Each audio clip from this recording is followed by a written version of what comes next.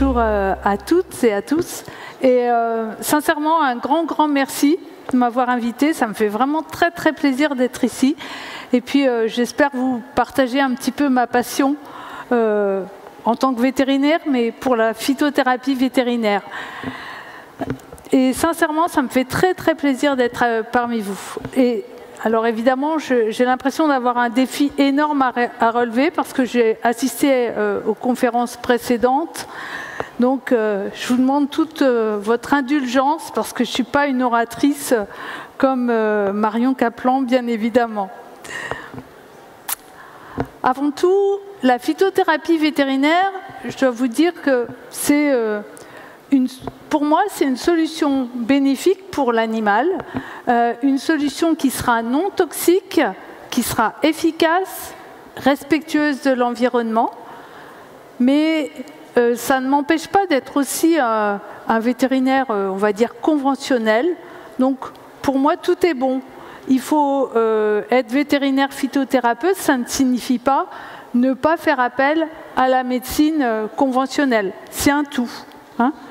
Et puis, quand on agit en tant aussi que conseiller, en tant que conseiller en phytothérapie animale, mais bien sûr, parce que ça m'arrive aussi, hein, pas en tant que vétérinaire, dans ce cas-là, c'est une évidence, mais ne pas se substituer au vétérinaire, c'est évident. Alors, vous imaginez, avant on disait qu'il y a une différence entre les individus. Mais imaginez pour nous toutes les différences qu'il peut y avoir entre un chihuahua et un cheval.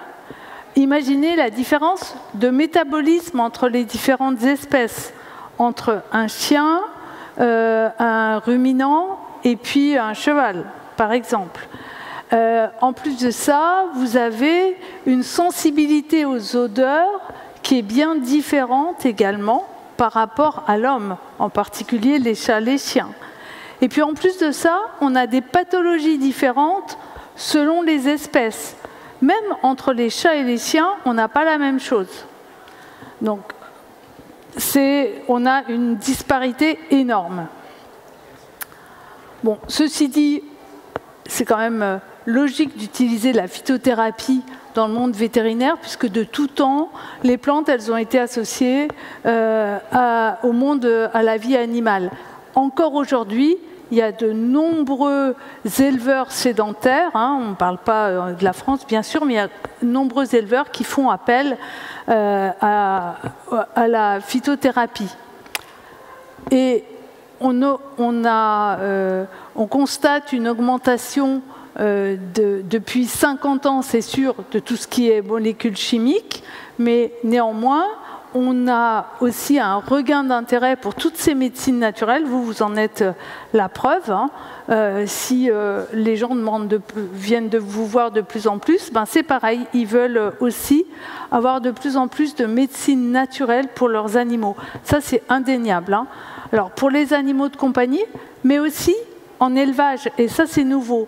En élevage, pourquoi?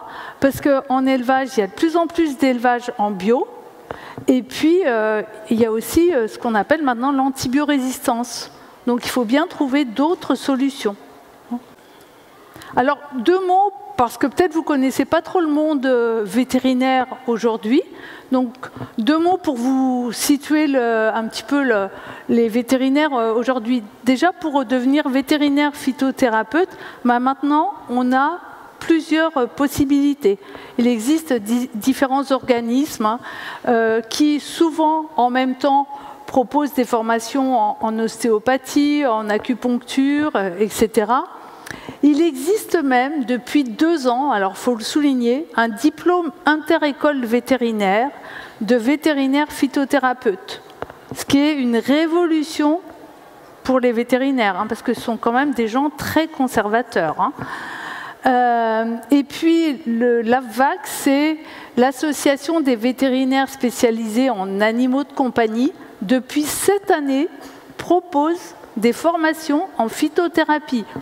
Une chose qui n'aurait pas été imaginable il y a 10 ans. Donc vous voyez, on évolue quand même un petit peu aussi. Et pour ceux que ça intéresse, En juin 2020, la MCV, une toute jeune association, l'association pour les médecines vétérinaires complémentaires, tiendra un congrès à Nancy qui est ouvert à tous. Donc peut-être ça peut vous intéresser.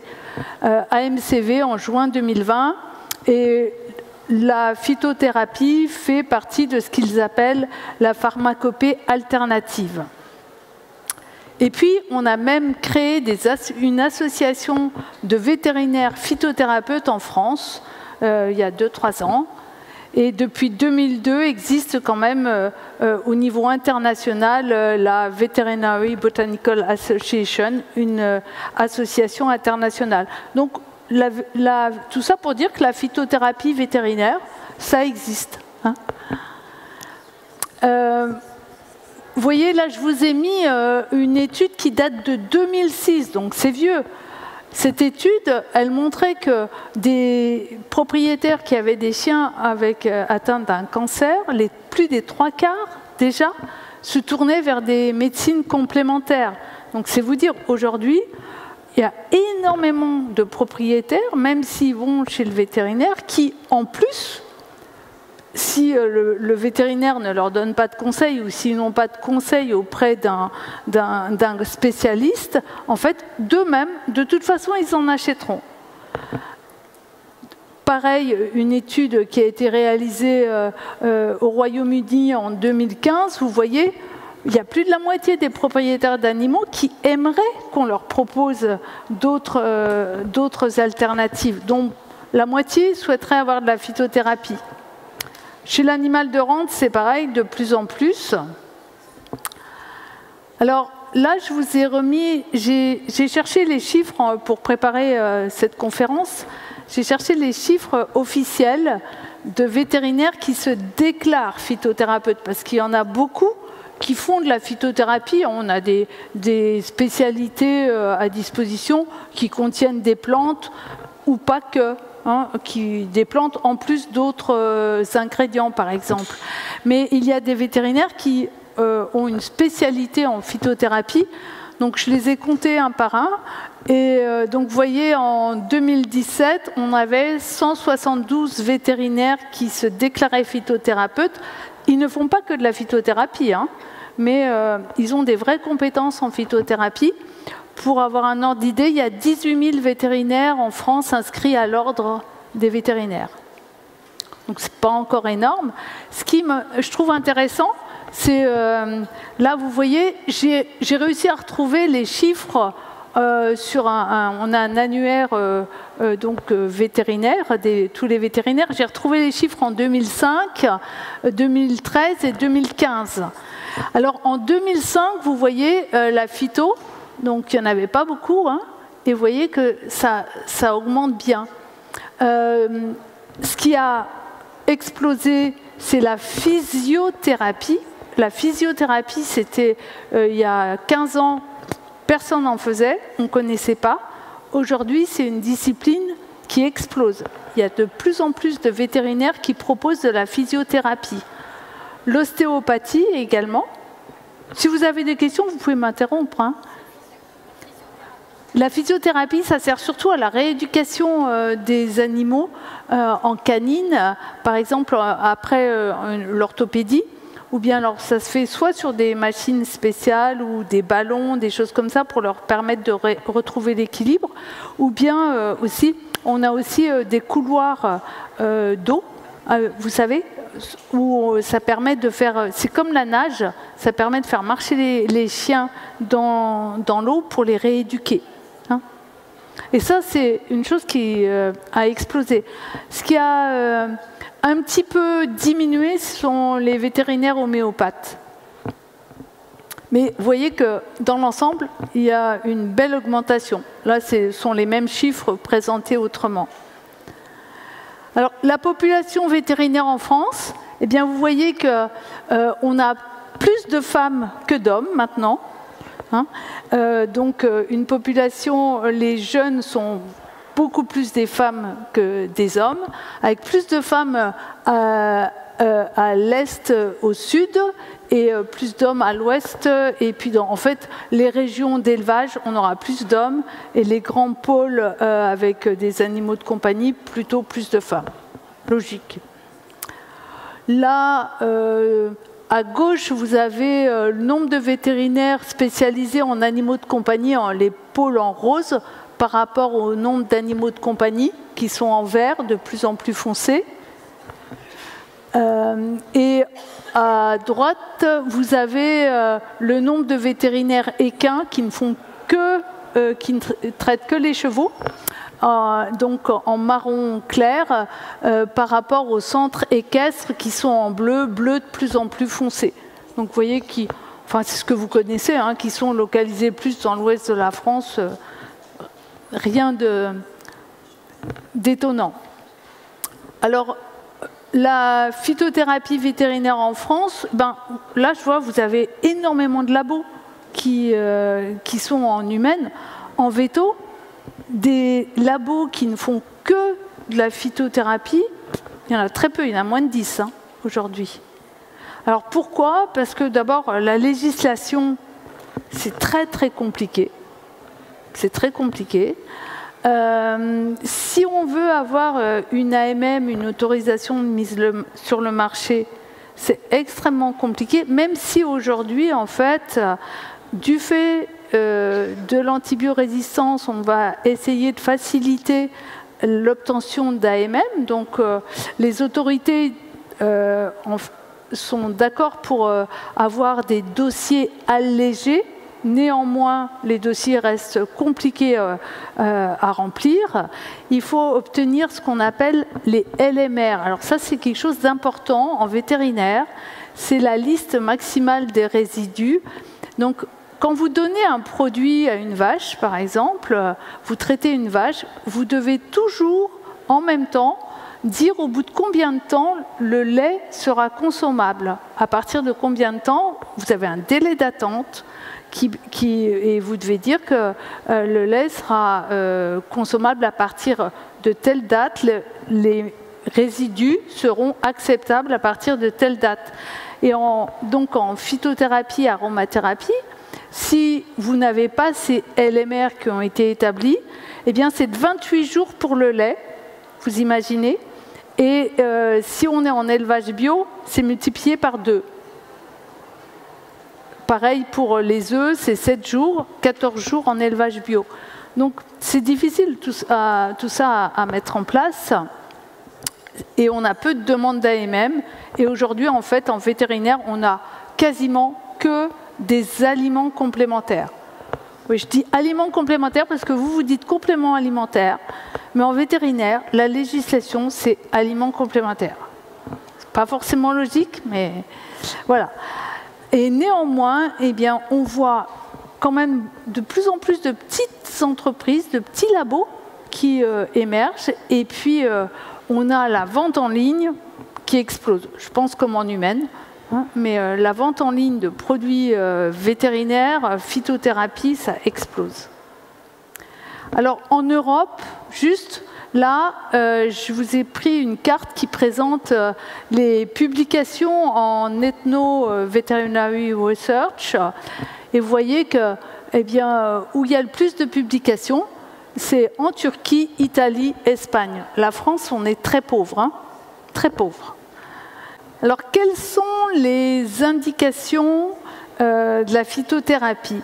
Alors, si j'ai considéré la phytothérapie au sens large, pas simplement la phytothérapie sensu stricto, hein, phytothérapie sensu stricto qui utilise des parties de la plante, racines, feuilles, etc., qui va s'adresser à toutes les espèces. Alors que l'aromathérapie, eh bien l'aromathérapie, elle s'adressera plus aux ruminants, hein, les vaches, les chèvres, les chevaux, pardon, les moutons, aux porcins, aux volailles, aux chevaux, et un petit peu moins aux chiens et aux chats, du fait de leur sensibilité aux odeurs. Et la gémothérapie, en revanche, la gémothérapie, ça va s'adresser beaucoup plus les chiens, les chats. C'est beaucoup plus facile d'employer la gémothérapie chez les chiens, les chats. Les NAC, vous savez ce que c'est les NAC? Ouais. Les nouveaux animaux de compagnie. Un petit peu moins les ruminants, puis encore moins les élevages de porcs et de volailles, bien sûr. Alors, les indications de la phytothérapie, elles sont nombreuses, elles sont très nombreuses. Je dirais que c'est traitement, mais surtout prévention, en fait, pour prévenir, en fait, c'est un petit peu ce que disait Marion Kaplan, en fait. L'idéal, c'est de prévenir les causes favorisantes de la maladie.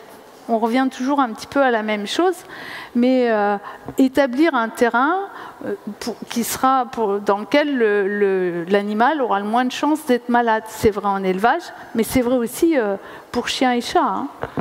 Et tout ce qui est drainage, équilibre du terrain, action régénératrice, ça, ce sont des véritables indications.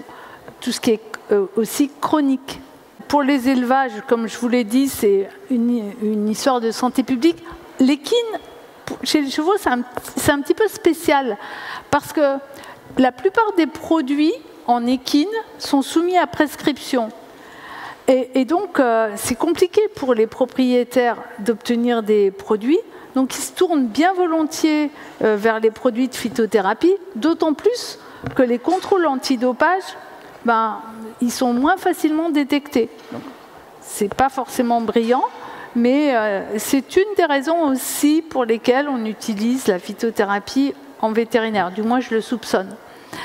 Quand on a affaire à un cheval de loisir, je pense que c'est plus une démarche personnelle, c'est pas la même chose. Hein.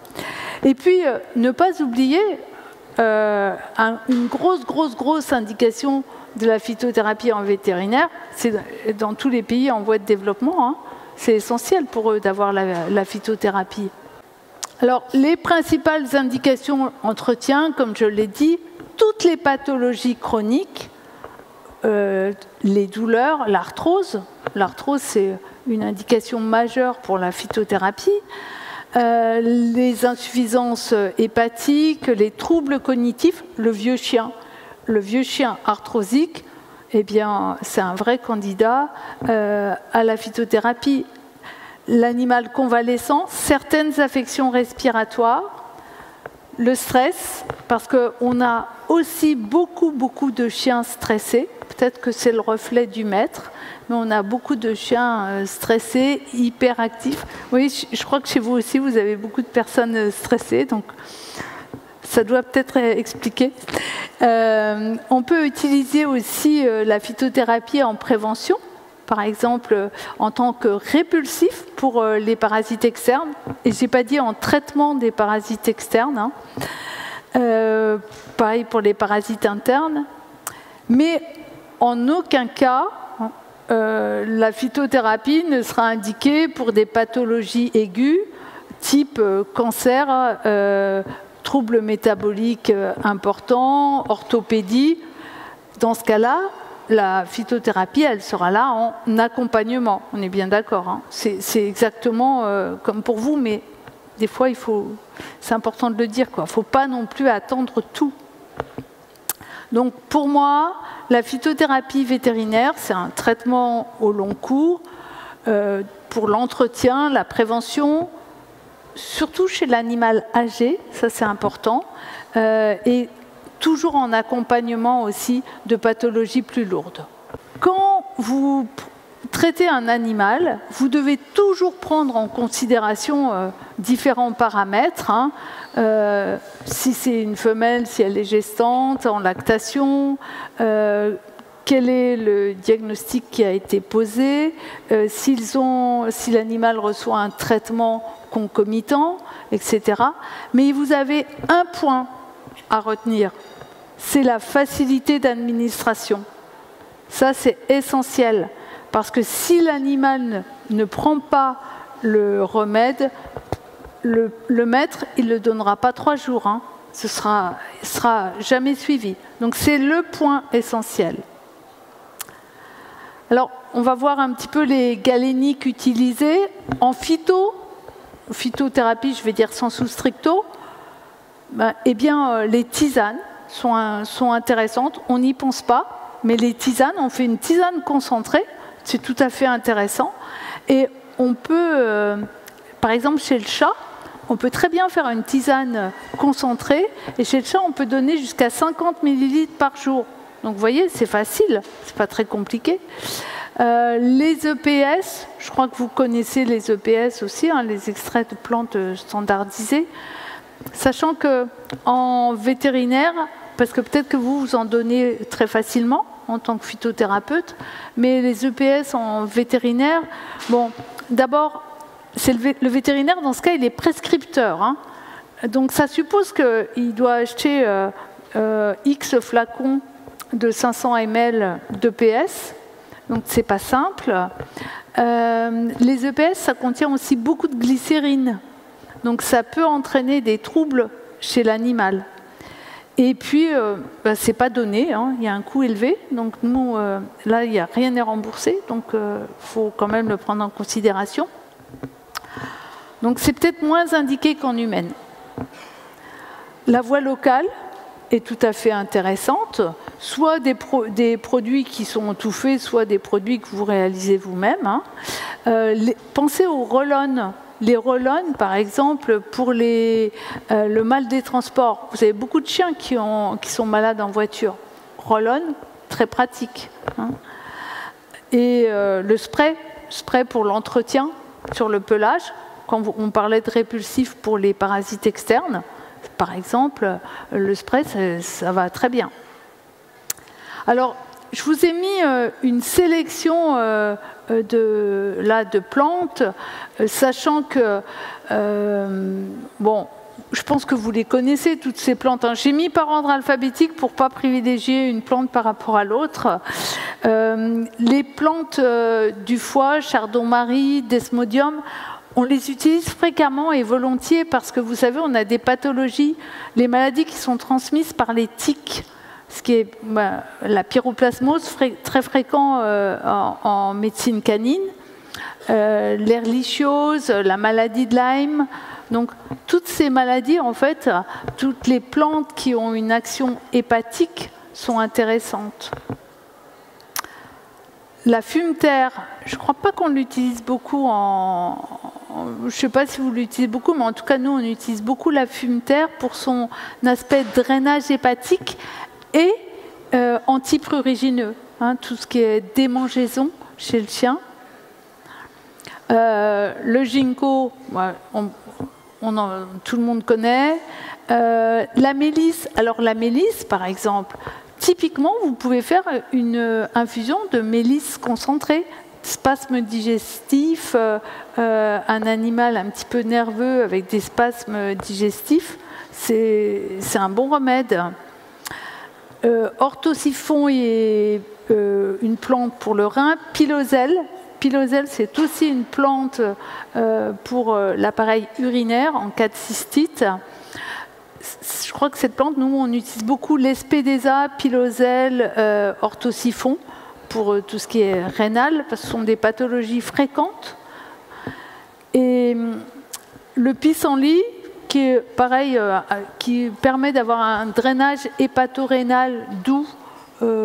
Par exemple, c'est très intéressant chez le vieux chat. Reine des Prés et saule, attention, parce que c'est un petit peu l'aspirine, hein. Surtout à ne jamais donner chez le chat, du fait de la toxicité, on va en reparler après. L'aspirine est toxique chez le chat. Hein. Je ne sais pas, peut-être vous ne le saviez pas, mais l'aspirine est toxique chez le chat. Hein. Donc on ne donnera pas de saule ou de reine des prés chez le chat.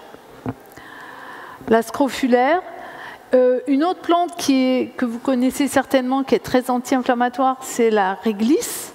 Mais alors, on l'utilise moins parce que c'est assez difficile à donner. Les chats n'aiment pas, en particulier les chats.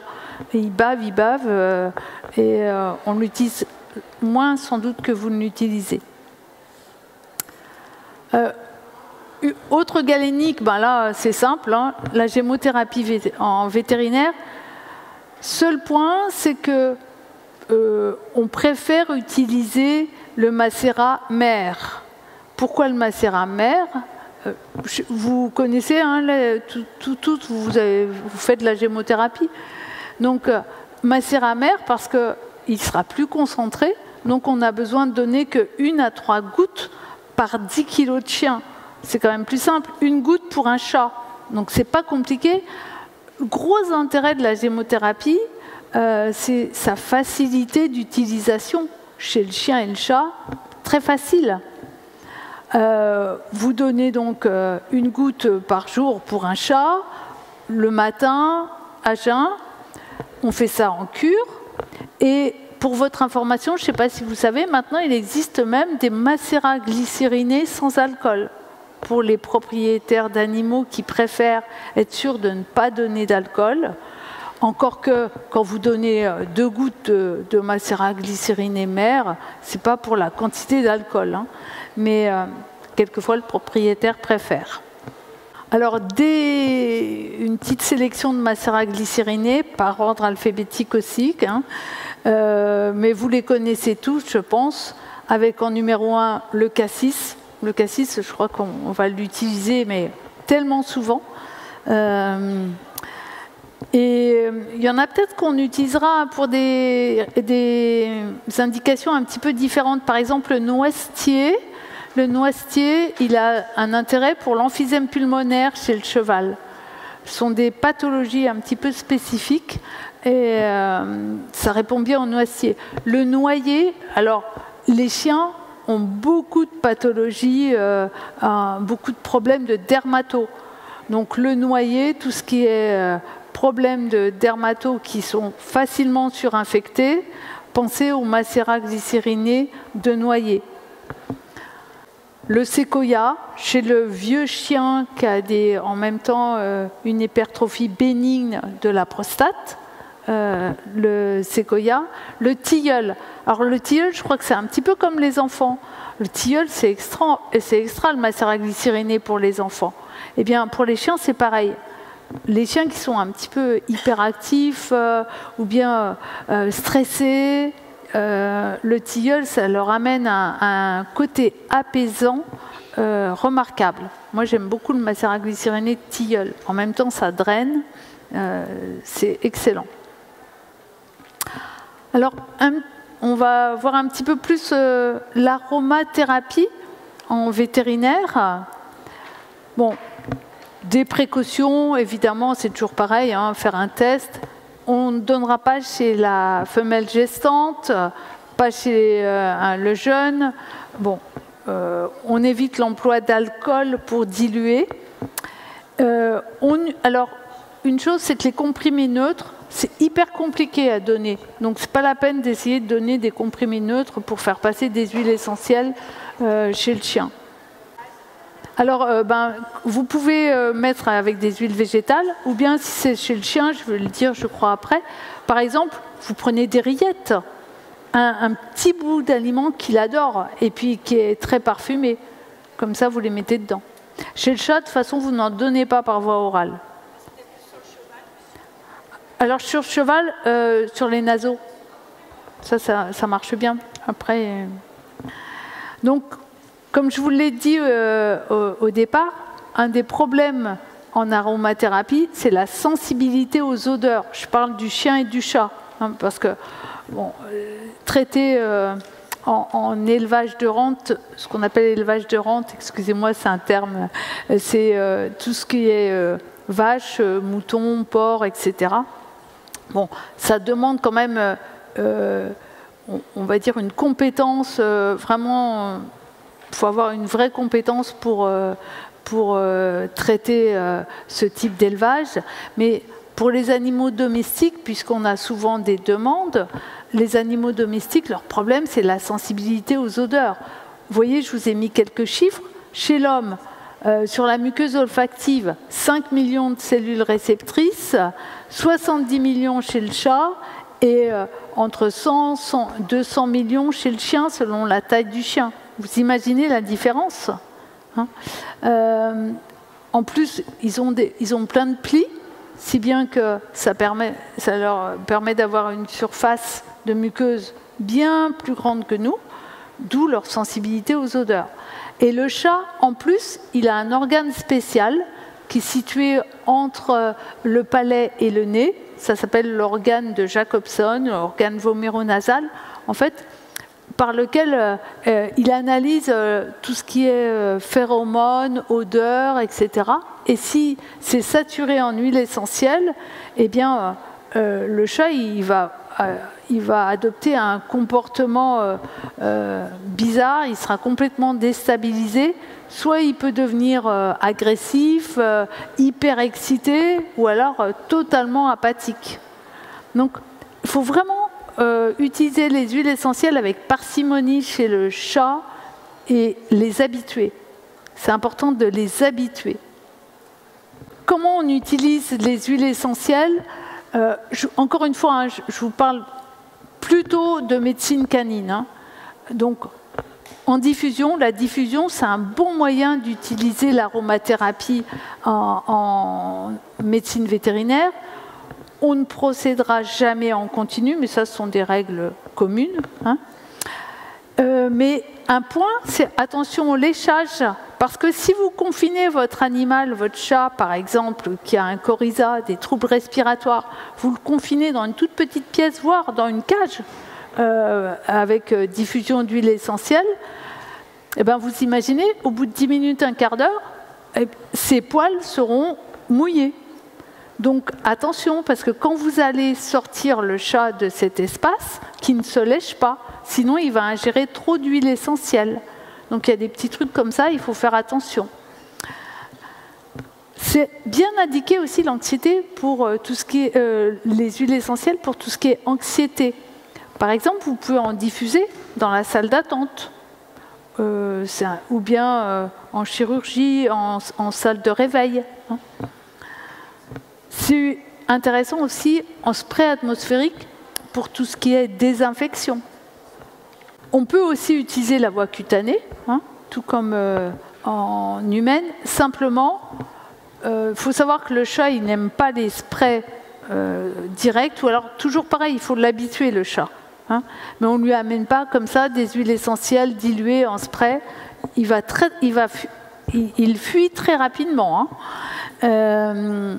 Donc, une méthode en voie cutanée, déjà, sera toujours diluée. On ne met pas l'huile essentielle pure sur la peau.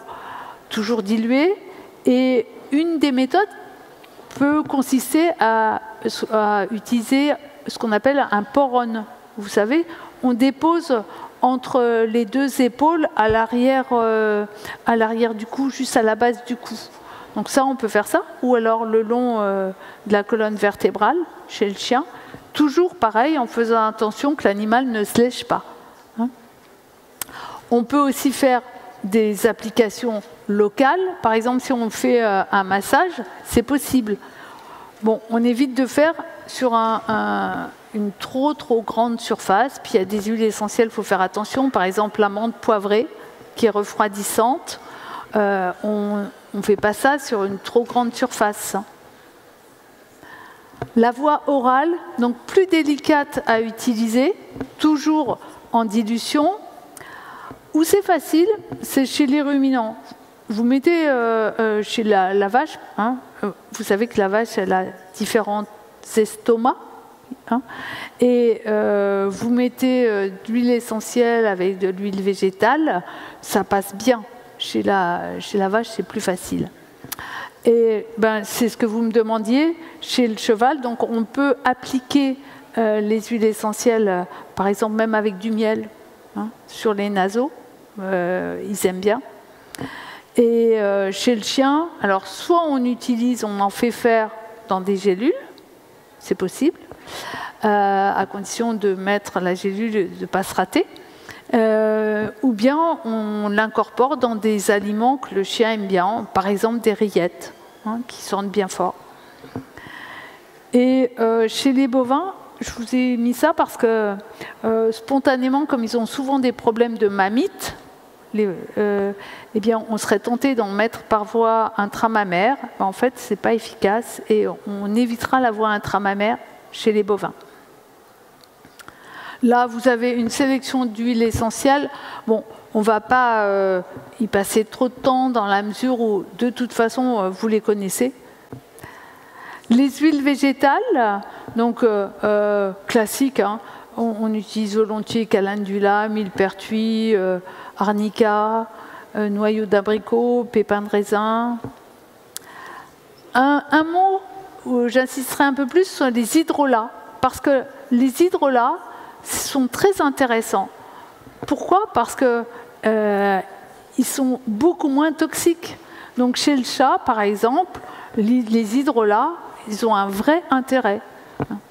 Et ils ne coûtent pas trop cher. Le chat les accepte beaucoup mieux.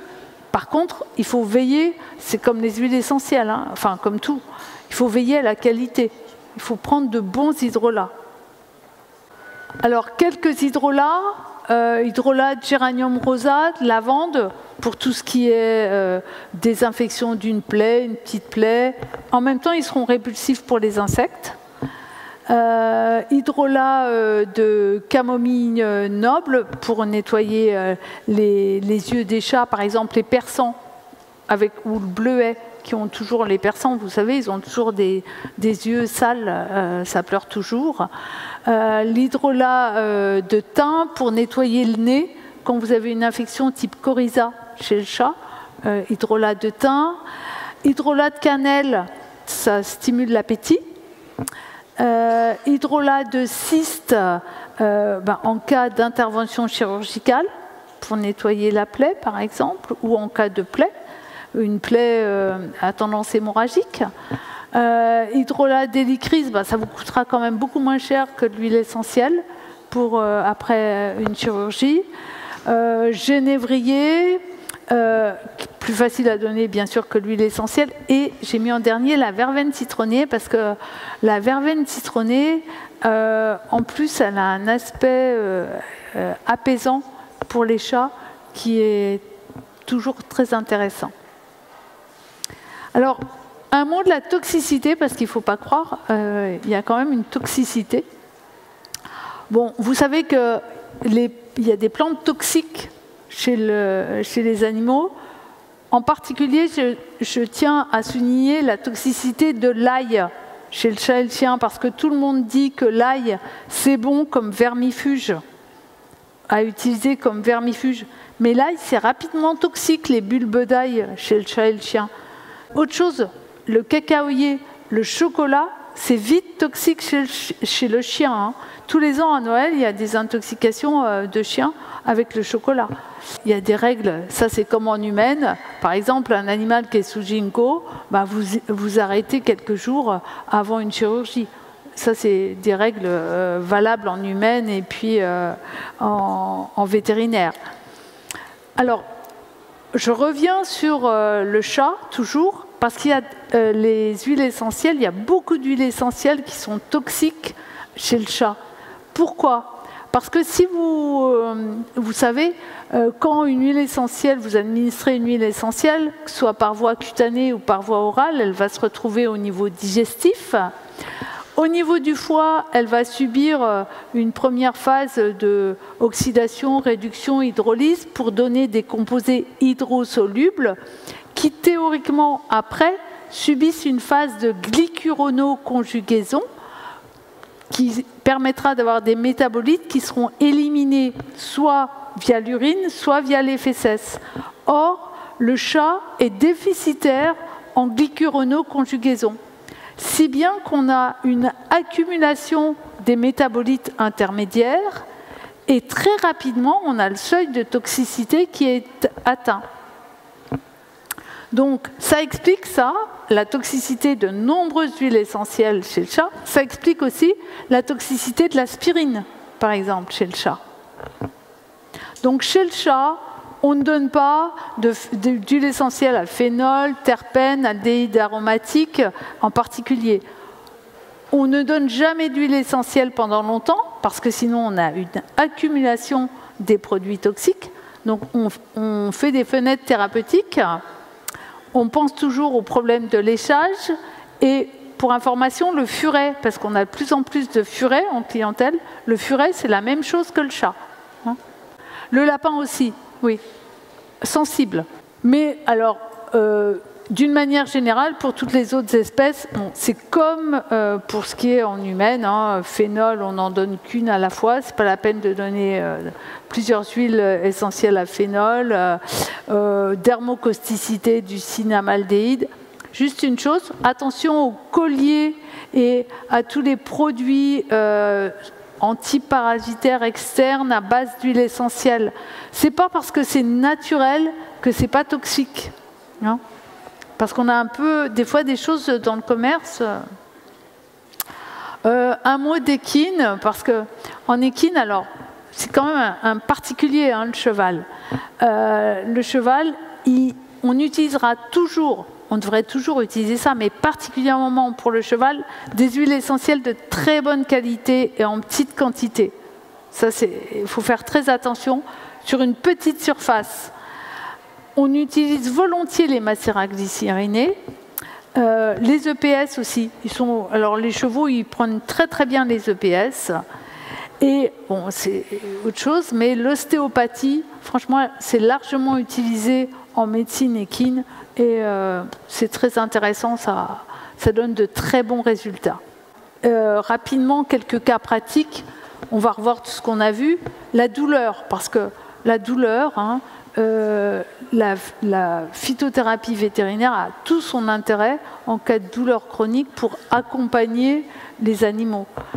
En phyto, on va utiliser la scrofulaire, on a déjà vu, ou bien reine des prés et saule, pas chez le chat, mais et en gémothérapie, alors là, évidemment, cassis, la vigne en priorité dans la mesure où on a plutôt les grosses articulations qui sont atteintes que les petites articulations.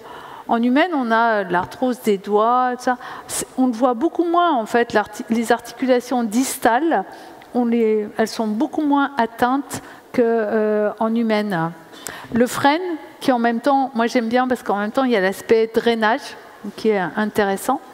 La vigne vierge plus pour les tendinites. Alors tendinites qui sont fréquentes par contre en véto. Hein. En aromathérapie, sera toujours en usage local. Bon, c'est les huiles essentielles que vous connaissez, hein. Gaultérie, eucalyptus citronnier, genévrier, l'encens. Moi, j'ai souvent testé l'encens. Je trouve que ça apporte un vrai plus. Basilic exotique pour son aspect antispasmodique au niveau digestif. Vous pouvez faire un massage sous le ventre. Hein. Le laurier noble qui en même temps est anti-infectieux. La camomille noble qui est en même temps a la vertu d'avoir un aspect gastroprotecteur chez le cheval. Et j'ai mentionné le clou de girofle parce que chez vous, je crois que vous prenez beaucoup de clou de girofle souvent, mais les chiens et les chats, alors ils n'aiment pas. Hein. Donc on ne l'utilisera pas trop. Le drainage, aussi une indication majeure, drainage de tous les émonctoires, hein, que ce soit hépatique, rénal, intestinal, et qui peut venir en complément d'un traitement allopathique, au contraire. Et on utilisera dans ce cas plutôt la phyto ou la gémothérapie. Drainage rénal, parce que alors ça, la pathologie rénale en vétérinaire, c'est hyper fréquent. Et ça se traduit par une augmentation de l'urée et de la créatinine, mais le problème, c'est que quand on voit que l'urée et la créatinine sont élevées, il y a déjà plus que les 30% des néphrons qui sont valides. Donc, quand on a une traduction biochimique, eh bien, on a le rein qui est déjà extrêmement atteint. Et la phytothérapie peut bien aider. Alors avec les plantes que je vous avais présentées avant, orthosiphon, l'espédésa, la piloselle encore une fois, et le pissenlit plus pour un drainage hépatorénal. En gémeaux, le bouleau, vous conviendrez que c'est quand même plus facile à donner 2 gouttes de macéraglycériné que de la sève de bouleau chez le chien. Le frêne, le peuplier, qui va être utile en même temps quand on a des problèmes sur la vessie, pour peu qu'on ait eu une cystite avec des calculs, ou eh bien, le frêne, le peuplier sera intéressant. Et puis, bien sûr, on associe toujours cassis génévrier. Drainage hépatique, alors c'est pareil. Il y a de très nombreuses indications au drainage hépatique parce qu'on a très souvent une insuffisance hépatique. On a beaucoup de maladies qui entraînent une insuffisance hépatique. Par exemple, la pyroplasmose, je crois que vous connaissez tous, l'ehrlichiose, on a aussi, ce sera intéressant en cas de pyroplasmose, une maladie qui est fréquente chez le jeune. Donc, desmodium, chardon-marie, l'artichaut éventuellement, hein. La fumeterre, le radis noir, mais le radis noir, il y a une odeur soufrée qui n'est pas terrible, donc on l'utilisera moins. Et encore une fois, le pissenlit, finalement, le pissenlit, je l'ai mis souvent. En gémothérapie, les deux macéraglycérinés, majeurs, on va dire, hein, ce sera génévrier et romarin. Alors, par exemple, toujours pareil pour le drainage hépatique, vous avez un chien qui a une pathologie lourde et qui prend des médicaments allopathiques, même en chimiothérapie anticancéreuse, par exemple. Eh bien, en accompagnement, c'est excellent. Noisetier. Enfin, en dermatologie, eh bien, bardane, c'est la plante numéro 1, sans aucun doute. Fumeterre, la pensée. Et je vous ai mis en gémothérapie, c'est pareil, hein, c'est des bourgeons majeurs. Si vous faites un peu de gémothérapie, cèdre, orme, et puis le noyer en cas de surinfection. Animal âgé, je crois que ce sera le dernier exemple. L'animal âgé, puisque on a des animaux qui deviennent de plus en plus vieux. Encore que là aussi, on a une grande disparité parce que vous imaginez un grand chien à 7 ans, il est très vieux. Il y a des races à 7 ans, un dog à 7 ans, il est vieux. Hein. Alors qu'un Yorkshire à 12 ans, il n'est pas vieux. En fonction de la taille, on a différentes